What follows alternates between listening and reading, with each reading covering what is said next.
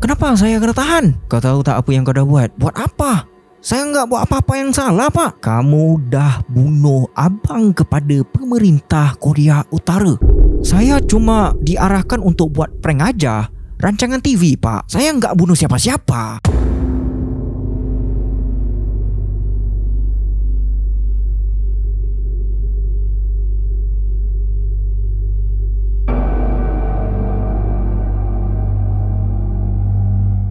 Assalamualaikum warahmatullahi wabarakatuh. Welcome back to Carol Series, guys. Kepada yang baru sampai, ini adalah sebuah channel storytelling yang bercerita mengenai horror dan juga crime, guys, ataupun cerita-cerita yang pelik lah. Dan video ni adalah berkenaan dengan seorang lelaki yang bernama Kim Jong Nam. Tak nak cakap banyak, itu saja mukadimah kita dan kita terus masuk ke cerita dia, guys. Let's go.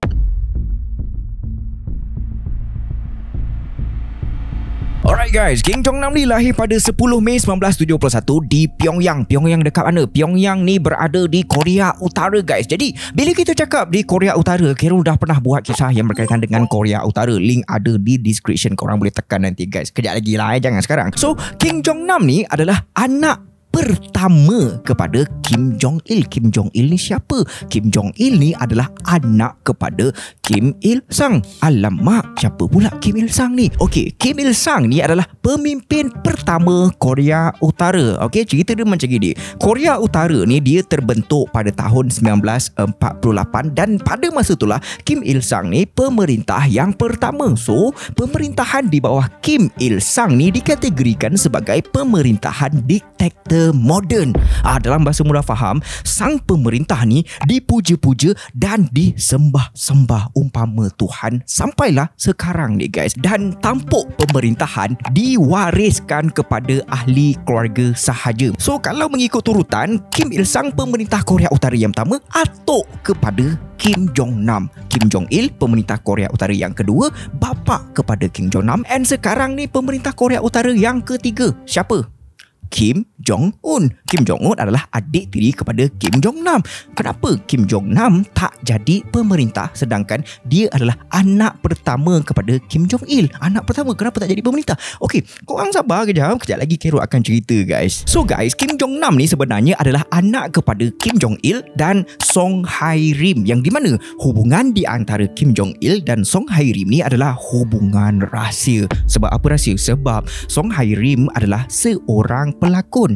Okey, sebagai seorang anak kepada pemerintah diktator, sebagai seorang pewaris tahta, hubungan di antara Kim Jong Il dan Song Hai Rim tidak direstui oleh keluarga. Song Hai Rim ni dikategorikan sebagai tidak layak untuk berkahwin dengan anak pemerintah. Seorang pelakon and then seorang lagi anak pemerintah. Tak sepadan. Itu dekat Korea Utara lah. Maka disebabkan benda tu, hubungan mereka dirahsiakan dan kelahiran Kim Jong Nam juga turut dirahsiakan pada mulanya, guys. Okay, jadi demi untuk menjaga kerahsiaan tersebut, Kim Jong Il tak hantar Kim Jong Nam ke sekolah. Kim Jong Nam tak pergi sekolah. Dia tinggal pun dekat sebuah rumah yang tertutup. Dan Kim Jong Nam pun hanya belajar di rumah sahaja. Dia tak pergi sekolah, tau, guys. Jadi pada ketika Jong Nam berusia 5 tahun, pada masa tu barulah kewujudan Kim Jong Nam ni diketahui oleh atuk dia, Kim Il Sung. Kim Il Sung baru dapat tahu. So sekarang ni kewujudan Kim Jong Nam ni masih lagi tidak diketahui oleh orang ramai, tau. Yang tahu pun hanyalah orang-orang yang terdekat sahaja, yang berpangkat tinggi, keluarga-keluarga yang elit je dapat tahu yang Kim Jong Nam punya kewujudan.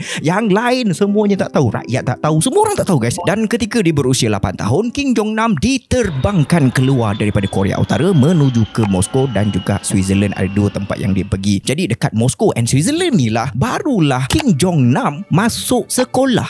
And sekolah yang ada di Switzerland ni tak sama, tau, dengan sekolah yang berada di Korea Utara. Yang daripada dekat Korea Utara ni dia lebih cenderung kepada propaganda, manakala sekolah di Switzerland lebih open-minded, lebih liberal. Dan daripada situ sedikit sebanyak telah membuatkan pemikiran Kim Jong Nam beralih kepada pemikiran liberal, yang jenis open-minded punya pemikiran. Benda ni of course lah memang tak disukai oleh Kim Jong Il, merosakkan akal fikiran Kim Jong Nam dengan pemikiran orang-orang Korea Utara yang lebih diktator.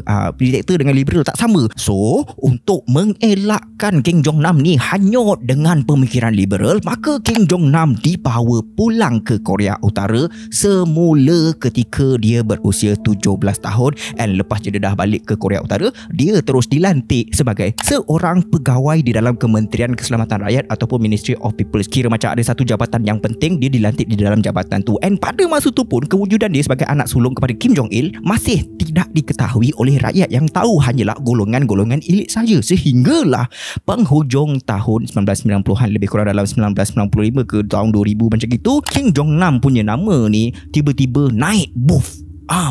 Sebab apa? Sebab dia perform dalam melakukan tugas dia masa dekat dalam jabatan tu. Dia buat kerja dengan baiknya. Maka disebabkan itu, kepercayaan bapak dia iaitu Kim Jong Il ni dah semakin membuak-buak. Kim Jong Il dia dah confirm dah, Kim Jong Nam ni, anak dia ni memang akan menggantikan tempat dia satu hari nanti. Kim Jong Nam memang terselah kehebatan dia. Dia memang boleh jadi pemerintah Korea Utara. Maka selepas mendapat kepercayaan yang tinggi daripada orang-orang politik dan juga bapak dia iaitu si Kim Jong Nam Kim Jong Il tu, jadi Kim Jong Il ni menamakan Kim Jong Nam sebagai pewaris tahta, dan seluruh Korea Utara terus dapat tahu tentang kewujudan Kim Jong Nam. Jadi guys, pada tahun 2001, kewujudan Kim Jong Nam sebagai pewaris tahta semakin kukuh, semakin kuat, semakin teguh. Apabila kalau ada meeting dekat luar negara je, Kim Jong Il confirm akan bawa Kim Jong Nam pergi meeting-meeting tu semua untuk memperkenalkan Kim Jong Nam kepada dunia luar. Akan tetapi pada tahun yang sama pada tahun 2001 tu juga, dengan secara tiba-tiba je, nama Kim Jong Nam terus jadi tajuk bualan utama dunia. Kenapa? Kita masuk ke bab yang seterusnya. Let's go.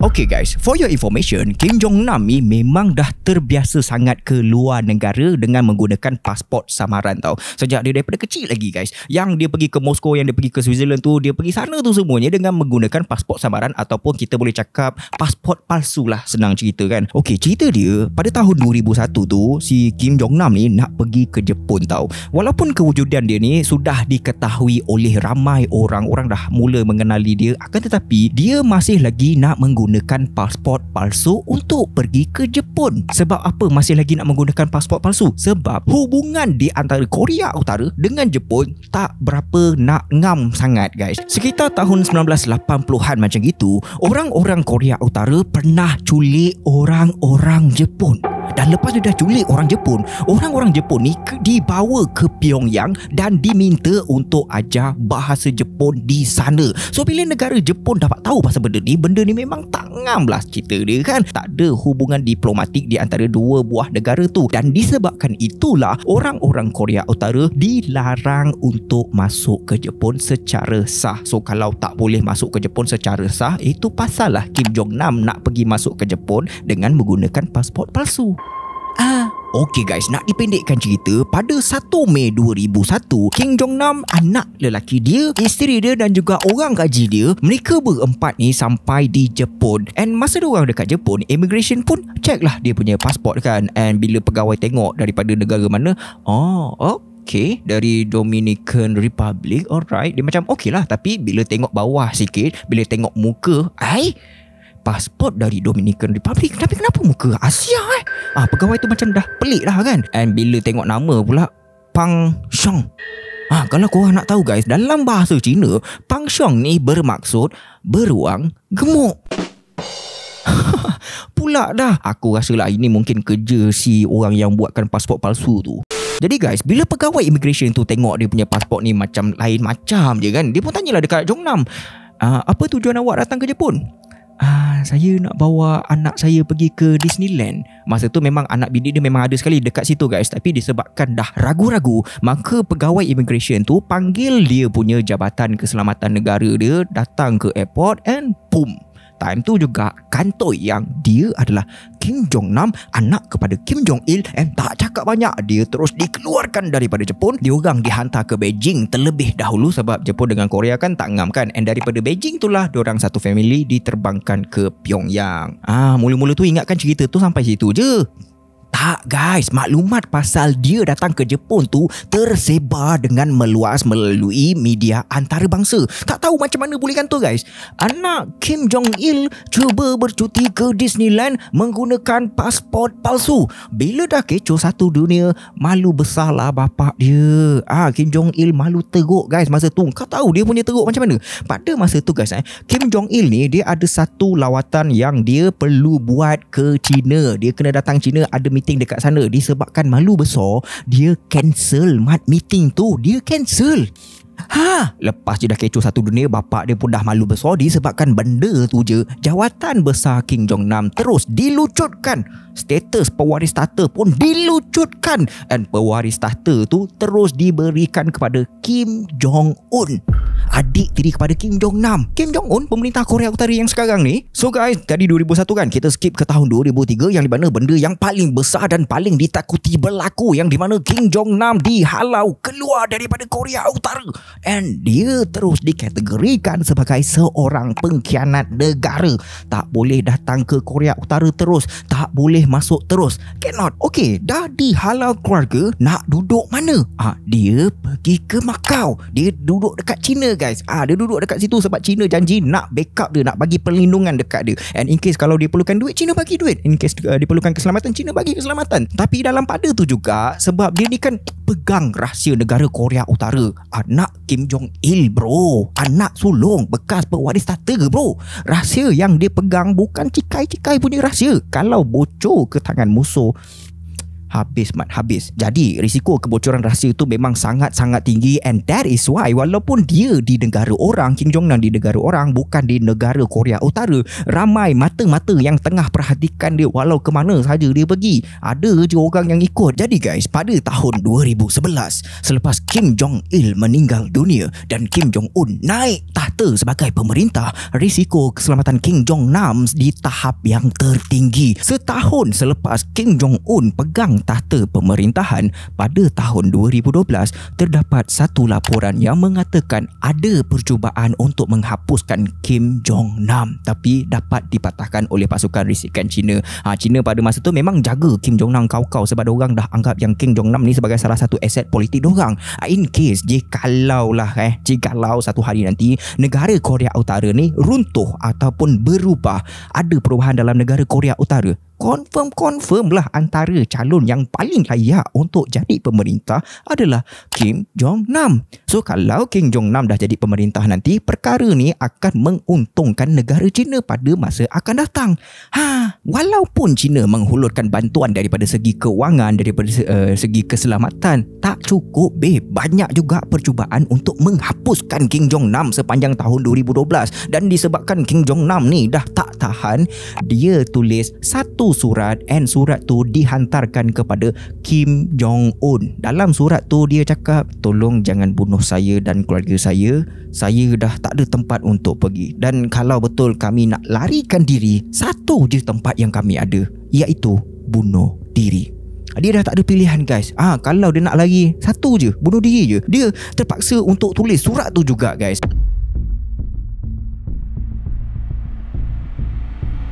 Pada tahun 2017, Kim Jong-nam masuk ke Malaysia dengan menggunakan nama Kim Chol di pasport. Bila dah sampai di Malaysia pada 6 Februari, 2 hari selepas tu pada 8 Februari, dia pergi ke Langkawi, dan pada 9 Februari iaitu sehari kemudiannya, ada sumber yang mengatakan Kim Jong-nam pergi jumpa seseorang yang tidak dikenali di Langkawi tu. I'm not sure lah guys siapa. Kontak Kim Jong-nam ni ramai gila. Ada juga yang mengatakan Kim Jong-nam ni pernah dihubungi oleh CIA, FBI and macam-macam lagi guys. So tak tahu siapa. And pada 12 Februari dia balik semula ke Kuala Lumpur, dan pada 13 Februari esoknya dia pun bertolak ke lapangan terbang KLIA2 dengan memakai baju berwarna kelabu, dan juga dia pikul beg galas yang besar berwarna hitam di belakang dia. Kim Jong-nam pun bila dia dah buat macam itu, dia dah sampai dekat KLIA2, Kim Jong-nam pun jalanlah memasuki kawasan area untuk check in. And bila dia dah masuk dekat situ, dia pun beratur, dia tengok dekat berjadual penerbangan, dia beratur dekat situ. And masa dia tengah beratur tu, dengan secara tiba-tiba je ada seorang perempuan datang daripada arah belakang Kim Jong-nam. Dia dia terus takut muka Kim Jong Nam. Dia sapu-sapu dia dengan menggunakan kain ke seluruh muka Kim Jong Nam. Dia sapu tu tak lama pun guys. Lebih kurang dalam beberapa saat macam gitu je. And Kim Jong Nam pun macam terkejut lah. Dia tepis-tepis dengan perempuan tu. And perempuan tu pun terus caw daripada situ like nothing happen, macam tak ada benda yang berlaku. And then beberapa saat lepas tu, dalam pada Jong Nam tengah termenung, datang lagi seorang buat benda yang sama. Dia tengah duduk relax macam gini, tiba-tiba ada seorang lagi datang, buat macam gitu, benda yang sama dekat muka Kim Jong Nam dengan menggunakan kain guys. Lepas tu yang perempuan tu bila dah buat macam itu, dia cakap sorry. Lepas dah cakap sorry, dia pun caw juga, tapi dia lari. Yang ni dia lari, yang tadi dia jalan, yang ni dia lari. Dia macam takut tau. Sebab apa dia takut? Sebab Jong Nam punya muka masa tu dah marah lah, apa benda ni siap. And tak lama lepas tu, Jong Nam terus rasa kebas, muka dia terus cramp, and dia dah start macam pening-pening tau. Jadi dia keluar daripada beratur barisan di check in tu, dia pergi ke kaunter di depan. Dekat situ ada polis, and dia pun bagi tahu lah dekat polis, Pin, help me, very pain, tadi ada orang sapu muka saya. And dia ceritalah semua benda kepada polis, dan polis pun terus bawa dia ke medical center yang ada di dalam airport tu juga. And masa di medical center tu, Kim Jong Nam pun ceritakanlah apa yang berlaku dekat dia. And tak lama lepas tu, Kim Jong Nam macam kena sawan tau. Dan dia pada masa tu terus tak sedarkan diri. And sebelum dia tak sedarkan diri tu, dia bagi tahu guys, satu badan dia ni rasa cramp. And bila Kim Jong Nam tak sedarkan diri, medical center pun terus hantar Kim Jong Nam pergi ke hospital. Tapi tak sempat sampai ke hospital sebab semasa di dalam perjalanan, Kim Jong Nam meninggal dunia. For your information guys, jarak masa di antara dia kena sapu di muka dengan dia meninggal dunia tu lebih kurang dalam 15 ke 30 minit macam itu je guys. Tak lama guys. So, apa yang berlaku sebenarnya kepada Kim Jong Nam? Benda apa yang disapukan ke muka dia sampai boleh jadi macam itu? Kita masuk ke siasatan. Let's go.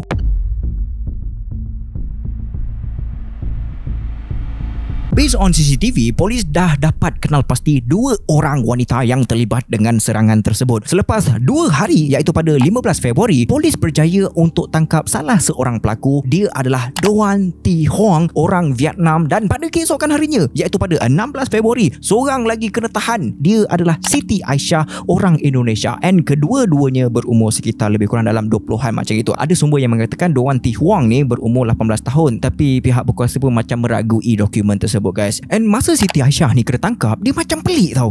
Pak, kenapa saya kena tahan? Kau tahu tak apa yang kau dah buat? Buat apa? Saya enggak buat apa-apa yang salah pak. Kamu dah bunuh abang kepada pemerintah Korea Utara. Terkejut gila Siti Aisyah bila dia dengar. Saya cuma diarahkan untuk buat prank aja. Rancangan TV pak. Saya enggak bunuh siapa-siapa. Kau nampak? Bila disoal siasat secara berasingan di antara Doan dan juga Siti, kedua-duanya mengatakan perkara yang sama. Dorang hanya buat prank. Dorang bukannya diarahkan untuk bunuh. Dorang diarahkan untuk buat prank oleh bos dorang. And bos dorang bernama James. Jadi guys, bila polis dapat information pasal James tu, polis pun terus buat siasatan. And James ni sebenarnya adalah nama samaran. Nama betul dia adalah Ri Ji-yu, orang Korea Utara. And bila diteliti setiap satu CCTV di lapangan terbang, rupa-rupanya guys, pada hari kejadian, gerak-geri Kim Jong Nam diperhatikan oleh beberapa orang Korea Utara yang lain. Ada 4 orang lain yang memerhatikan Kim Jong Nam pada hari itu. Seolah-olah macam diorang ni tengah buat satu mission tau guys. And bila dah lama sikit, Korea Selatan dedahkan terus yang 4 orang tersebut dan juga James merupakan ejen spy Korea Utara. Diorang masuk ke Malaysia secara berasingan. Akan tetapi diorang balik ke Pyongyang pada 13 Februari secara beramai-ramai. Semuanya balik serentak. And based on laporan daripada Al Jazeera, Korea Selatan mengatakan bahawa pembunuhan Kim Jong Nam dirancang oleh Kim Jong Un. Tapi tak ada bukti yang jelas guys. Based on siasatan, benda yang disapukan ke muka Kim Jong Nam adalah sejenis racun yang sangat-sangat bahaya. Nama racun tu Kero takkan sebut, tapi kalau terkena racun tu, ianya boleh membuatkan otot-otot pada bahagian yang terkena racun tu akan mengembang.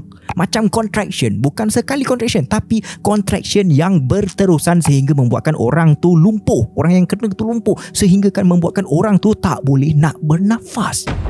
Kalau macam gitu, kenapa orang yang sapu ke muka Kim Jong Nam tak mati juga? Sebab benda tu racun berbahaya kan? Okey, diorang ni sapu pakai kain kan? And based on maklumat daripada scientificamerican.com, diorang ada satu teori yang mengatakan racun tu terbahagi kepada dua. Satu di kain Doan, satu lagi di kain Siti. And bila Doan dah sapu, and tak lama lepas tu Siti pula sapu, dan dua-dua racun tu bertemu dan bergabung di muka Kim Jong Nam. Ianya bertindak balas sebagai racun yang berbahaya. Dia punya chemical reaction dia terus bertukar lah. Lebih kurang macam gitulah guys. Tapi itu adalah teori. So nak dipendekkan cerita, apabila Doan dan Siti ditahan selepas 2 tahun kemudian, iaitu pada tahun 2019, selepas dah mengharungi perbicaraan, tuduhan ke atas Siti Aisyah digugurkan dan dia dah boleh balik semula ke Indonesia, manakala Doan Thi Huang pula dibebaskan pada Mei 2019, dibebaskan juga. Sekarang ni ramai yang percaya Kim Jong Nam dibunuh atas arahan Korea Utara, iaitu Kim Jong Un. Tapi tak ada bukti yang kukuh lah. And based on this case, 2 orang wanita rakyat biasa yang datang ke negara Malaysia untuk mencari rezeki dijadikan sebagai kambing hitam secara halus. Katanya ada prank show, tapi bukan prank show. Ianya adalah pembunuhan abang kepada Kim Jong Un. And then bila dah kena tangkap, 2 orang wanita tu umpama kambing hitam lah. Sementara ejen-ejen spy Korea Utara dah balik semua, dah terlepas, dah pergi ke Korea Utara. Ada sumber yang mengatakan diorang ni terlepas disebabkan oleh status diplomatik. Jadi Kim Jong Nam, bekas pewaris tahta yang disisihkan, dibuang negara, hidup dalam ketakutan sampai tulis surat memohon perlindungan, akhirnya meninggal dunia guys. Ini bukan kes biasa guys. Ini adalah cerita bagaimana seseorang dihapuskan kerana dia dianggap sebagai ancaman oleh sesebuah negara. So guys, apa pandangan korang? Korang komen, okey?